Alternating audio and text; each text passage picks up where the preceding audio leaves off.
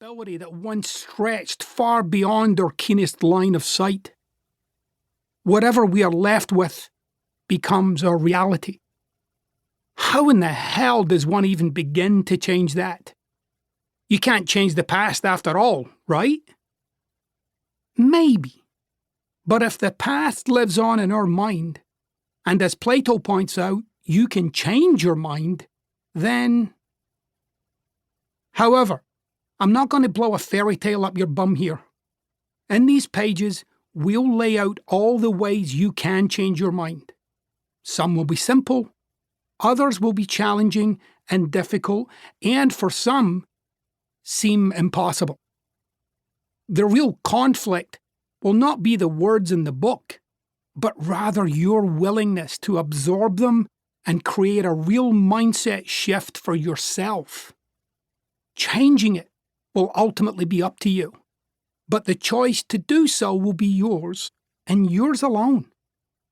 This book will help you recover that lost ground, tainted by life, to take back the once rich and bountiful pastures of imagination and verve and purpose and put them back in front of you to explore and create your own future, and to empower you to teach your children to do the same.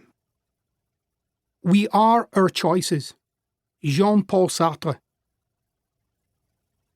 This is still a self-help book. And so, here we are. Another book in an ocean of books about parenting. Or not. Let me shed some light on what makes this one so strikingly different. First, you can thank God this is not one of the chorus of others brimming with monochromatic tips on being the best mom or dad, doing this or that, watching out for this or that, tucking, folding, swaddling, and psycho-parenting 101, 102, or 5150, washed down with a hearty mouthful of Chardonnay-flavoured quotes about how they used to do it in the good old days. Bear in mind, how they did it back then was how you, and a hell of a lot of other people, were raised. And look at how that special little circus of the weird has worked out, right? See Twitter for details. I mean, not all that bad. But given how much of your parenting boils down to you working out ways you can convince your children to avoid making the mistakes you made or sidestepping the past you had, maybe a significant part of this parenting stuff is unpacking what's swirling around in your head about the subject. You'd be amazed at what you've decided is true about this matter without any kind of questioning.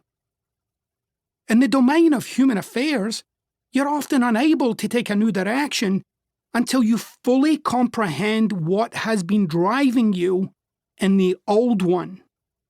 But it's not just driving you. This is one of those things that applies to all of us. That's definitely true when it comes to parenting.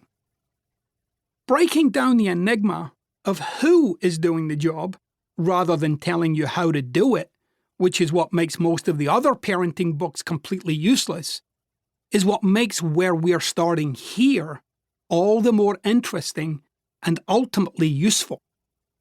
The point is, when you get to the murky bottom of who you are, your personal magic fun bucket, the job itself becomes a whole lot clearer and inspiring and free. You'll also get a profound understanding of everyone who had the job before you and your responsibility to those who are to follow. Yes, it's that big. And it's that important. Let me make one thing patently clear. This book is not for you to insist your parents read, or for you to give to your children in the forlorn hope that it will fix the shit you've been pointing to about them. This book is completely, entirely, and 100% for you to see where you are in this equation and to make a fucking change not only as a parent, but also as a decent, grounded human being.